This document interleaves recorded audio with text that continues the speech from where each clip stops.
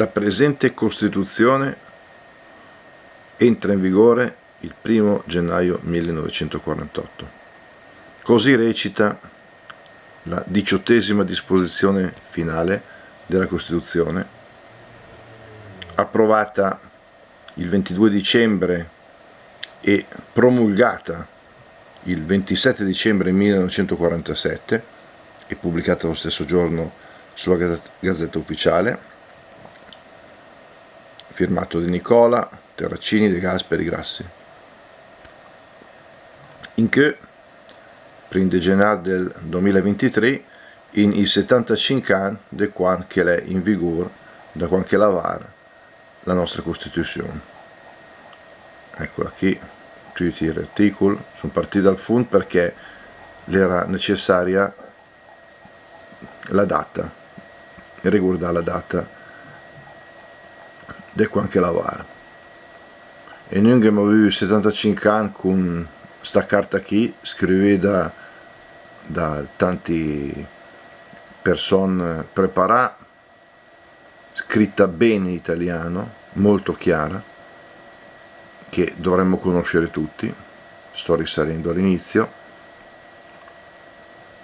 non possiamo leggerla qua tutta. Vabbè, il primo articolo è famosissimo: l'Italia è una repubblica democratica fondata sul lavoro. La sovranità appartiene al popolo, che la esercita nelle forme e nei limiti della Costituzione. Qualche altro articolo ricordo velocemente. L'articolo 2: la Repubblica riconosce e garantisce i diritti inviolabili dell'uomo e nello stesso tempo richiede l'adempimento dei doveri inderogabili. Diritti e doveri stanno insieme, non possono essere scissi. E tutti quelli che richiedono un diritto sanno che devono anche adempiere dei doveri. La pari dignità sociale, la pari eguaglianza davanti alla legge, tutte questi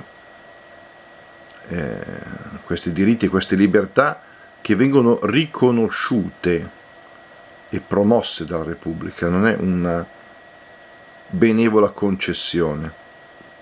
E i costituenti, che avevano purtroppo provato la restrizione della libertà, hanno espresso queste formulazioni molto chiare, molto belle e molto interessanti per come sono scritte. Ripeto, mi piace per esempio l'articolo 21, che tanti citano come la libertà di stampa, diciamo che è la libertà di espressione innanzitutto, dove dice che tutti hanno diritto di manifestare liberamente il proprio pensiero con la parola, lo scritto e ogni altro mezzo di diffusione. La stampa non può essere soggetta ad autorizzazioni o censure. Cioè, non devo chiedere il permesso, certo, devo segnalare che stampo qualcosa, ma non devo avere qualcuno che me lo controlla prima che io lo possa stampare, casomai me lo controlla dopo, perché io devo comunque rispettare i diritti degli altri, le libertà degli altri, e non posso offendere nessuno. E anche quella aggiunta ogni altro mezzo di diffusione, i costituenti hanno pensato ci saranno altri mezzi in futuro, così questo scritto non c'è bisogno di aggiornarlo perché è subentrato internet, la rete, eccetera eccetera. E quel tutti all'inizio è bellissimo, perché vuol dire proprio che nessuno è escluso, cioè tutti hanno questo diritto, così come gli altri diritti, le altre libertà che ci sono. In che in generale, appunto, che tanti rob de pensate di abbiamo già accennato ieri, la giornata per la pace, per i credenti soprattutto un giorno di preghiera al Signore perché doni la pace, ma comunque un impegno per la pace di tutti gli uomini, tutte le donne che insomma hanno a cuore questa importante ricerca.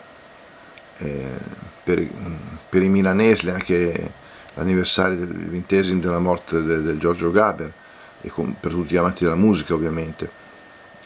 Ci ha lasciato che Papa Benedetto XVI, lo sappiamo. Ho voluto però, diciamo, dare l'attenzione maggiore appunto alla nostra Costituzione in questo 75° anniversario della sua entrata in vigore. Ciao a tutti!